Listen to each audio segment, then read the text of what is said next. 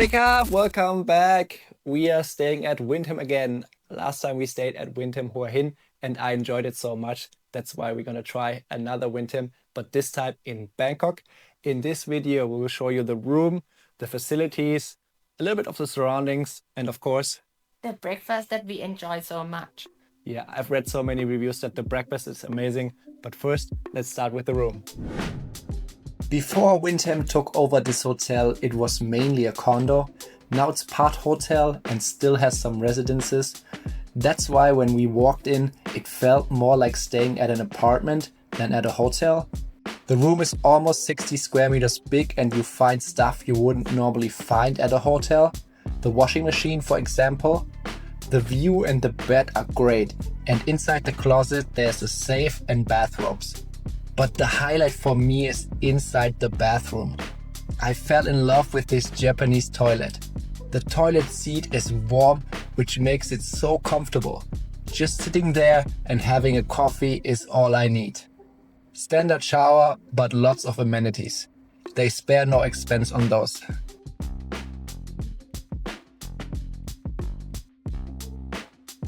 Besides that, there's a big fridge, water heater and coffee machine. You can cook if you want. They have everything you need to start cooking.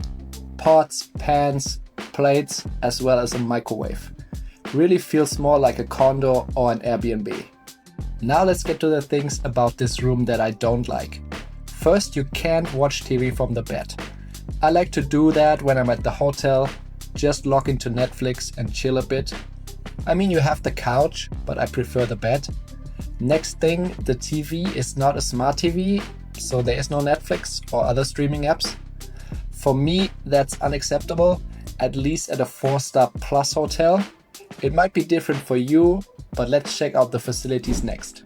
You can chill at the lobby, it's nice. There's parking available. It's auto parking. You just leave your car in the indicated area and it disappears into the building. Pretty cool if you've never seen it before. The pool and gym are on the highest floor, 33.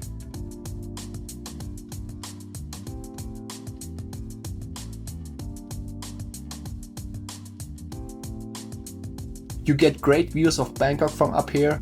Pool looks nice, maybe a bit small with only 4 sunbeds, but overall I can't complain. You can see Sirikit Park from up here, one of the biggest parks in Bangkok. We did a video about this park, link to the video is on the top right. Next to the Sirikit Park is the Queen Sirikit Convention Center. If you're traveling on business and you have to attend a meeting there, it's within walking distance. You got the MRT station right in front of the hotel.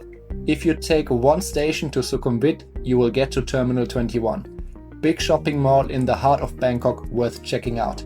Back at the hotel, the gym is a bit sad. Machines look a bit old, but you have a nice view though. I guess you don't have to use the machines.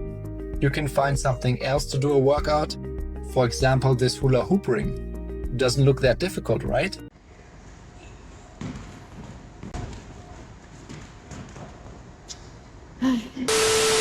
Never mind. Let's check out the breakfast. It starts from 6:30 to 10:30. Long enough breakfast if you like to sleep in. I was a bit disappointed though. Compared to the breakfast at Wyndham in Hua Hin, there's not much variety here. Egg station has only fried eggs.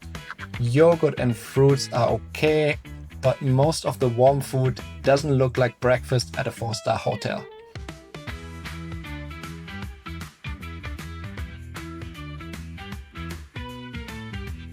There's no coffee machine, only black coffee with milk. I was really sad about that, but the juices were very good and the salad was also fine. Overall, the food wasn't bad, I just expected a little more. Compare this to Wyndham in Hua Hin, watch this video next.